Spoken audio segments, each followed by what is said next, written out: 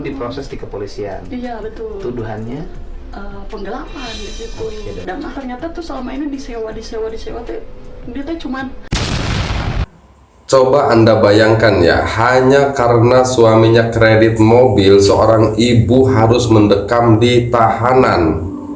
Ditambah lagi si ibu ini katanya sedang menyusui anaknya begitu ya. Ini tentu sangat membuat kita ya terharu, sangat membuat kita ya bersedih ya, bagaimana bisa ini terjadi ya. Dan juga yang menjadi banyak pertanyaan dari netizen itu, apa sih yang sebenarnya terjadi? Nah, di video ini kita akan menampilkan apa sebenarnya yang terjadi ya, sampai si ibu ini mendekam di tahanan ya. Dan melihat keadaan yang seperti ini ya, Kang Deddy pun tentunya tidak tinggal diam ya. Beliau pun akhirnya mendatangi si ibu tersebut ya. Dan seperti apakah kisahnya? Nah, daripada kita penasaran ya, kita akan simak saja ke videonya ya. Silahkan. Memohon maaf ya terutama kepada pihak Adira. Saya sudah merugikan istilahnya ya, saya memohon keringanan pada saya gitu ya. Saya nggak bakalan lari dari hutang, cuman saya meminta pada pihak Adira toleransi untuk saya menyelesaikan hutang saya. Saya minta ada apa ya, keringanan lah buat saya gitu. Terutama lihatlah saya ini dibutuhin, saya punya 3 anak yang harus saya urus gitu kan.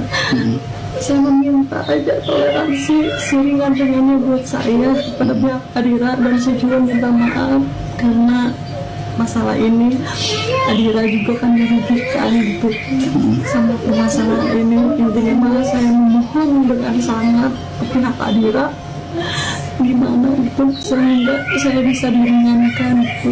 Saya nggak bakalan lari dari hutang ini, tapi saya meminta dan memohon supaya pihak Adira bisa meringankan lah, atau bisa dicicil atau gimana gitu ya. Nanti kita omongin lagi di luar ini. Yang jelas saya memohon. Apakah karena si ibu ini tidak sanggup bayar kredit mobil, atau karena ada hal yang lain ya?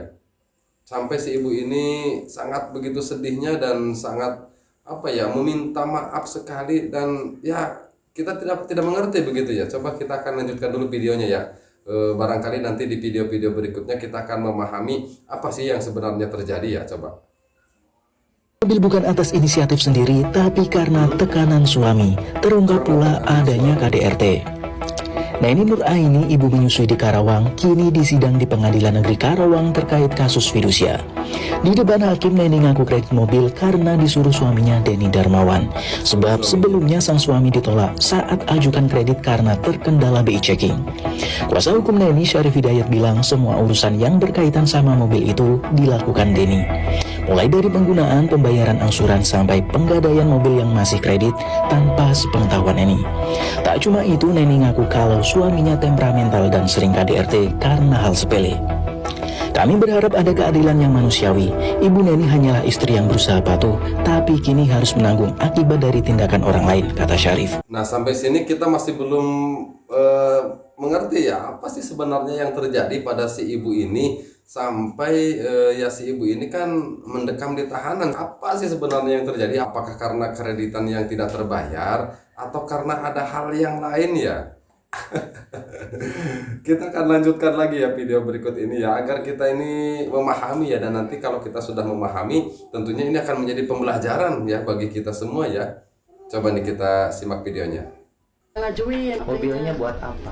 tadinya buat usaha Pak, Usaha Grab, apa? tadinya Grab. Jadi sebenarnya mah bulan kedua itu udah macet, pas ketiga itu ada sebulan lebihan, mobil udah nggak ada di rumah. Ya aku nanya, kata suami teh disewain kayak gitu terus. Aku sempat curiga, takutnya kan digade gitu. Cuman belum ngaku Pak, belum ngaku digade. Nah pas Adira kesini, aku kan jadi kayak apa sih, kayak nggak nyaman ya. Sering soalnya kan sampai kepala cabangnya tuh terakhir, Bu sebelum saya buka LP, udah Bu iniin aja, katanya negosiasi BT itu biaya tarik itu ya, Ibu mengembalikan mobil nanti saya ganti gitu ya. Cuman suami ngomongnya ada.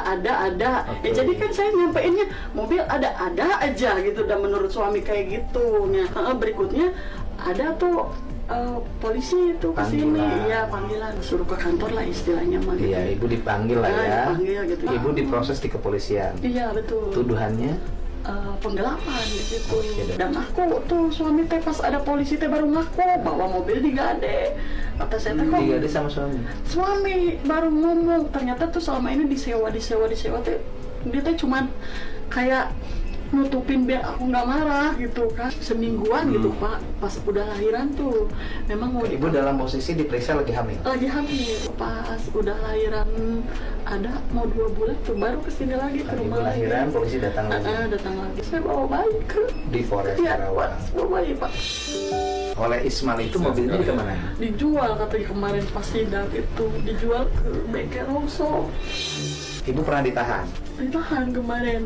Waktu pelimpahan dari Polres ke Kejaksaan. Iya itu. Pada saat sidang itu ibu ditahan di mana? Di lapas, yang di lapas Karawang itu. Setelah rame-rame Iya. berita, kemudian ibu Dipindahin pengalihan di rumah. Oh, jadi sekarang status ibu adalah tahanan rumah. Iya betul. Kenapa ibu nggak lapor ke saya?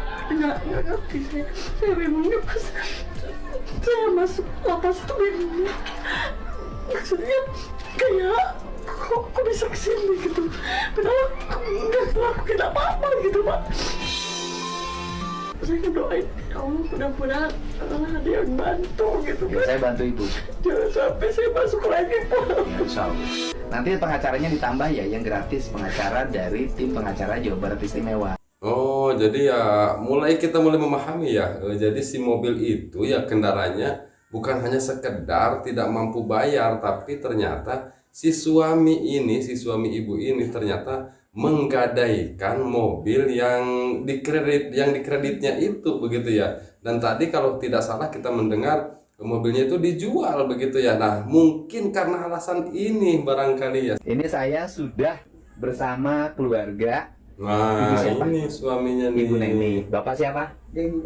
Nah, Bu Neni ini Ibu Neni sama kota. Bapak Denny Dan suaminya. dia berperkara di kepolisian, kemudian di kejaksaan, sekarang di pengadilan karena suaminya dulu kredit mobil di Adira, merek apa? Xenia, senilai berapa harganya? 117 juta. Kemudian mobil cicilannya itu pertama berperkara karena dipakai kejahatan, akhirnya ditahan hampir 1 tahun. Ya kan, setelah berperkara ditahan 1 tahun, kemudian mobilnya itu oleh Bapak digade senilai 37 juta. Yang pada akhirnya ibu ini menjadi pihak yang bersalah karena dianggap menggadai mobil yang masih dalam proses cicilan, belum lunas, bahkan sudah setahun tidak dicicil. Nah, akhirnya pernah ditahan Tahun nggak dan dicicil. sekarang menunggu tuntutan, semoga bisa diselesaikan. Insya Allah nanti ada restoratif justice dan saya akan menghubungi Adira Karawang. Ya, karena ini ibunya tidak bersalah, yang salah bapaknya. Ternyata ya si mobil tersebut yang belum lunas cicilannya digadaikan oleh si suaminya. Seorang ibu ditahan gara-gara urusan kredit mobil. Kaget saya baca berita ini. Apa betul karena gagal bayar itu sampai bisa kena pidana? Bukankah Ya, betul. urusan hutang piutang? Saya juga tadinya mau bingung kredit ya, motor, kenapa kok kredit bisa mobil, ditahan kredit karena rumah, kredit itu ya? itu adalah urusan Ini mudah-mudahan video ini perdata. lebih memperjelas buat kita Bukan lagi ya. pidana. Penasaran bro, tak baca-baca beritanya itu.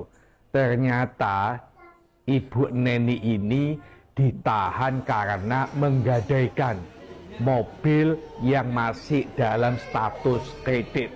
Ketika gagal bayar oleh leasing itu diminta untuk mengembalikan mobil tersebut, dia tidak mampu mengembalikan karena mobil sudah tidak diketahui keberadaannya.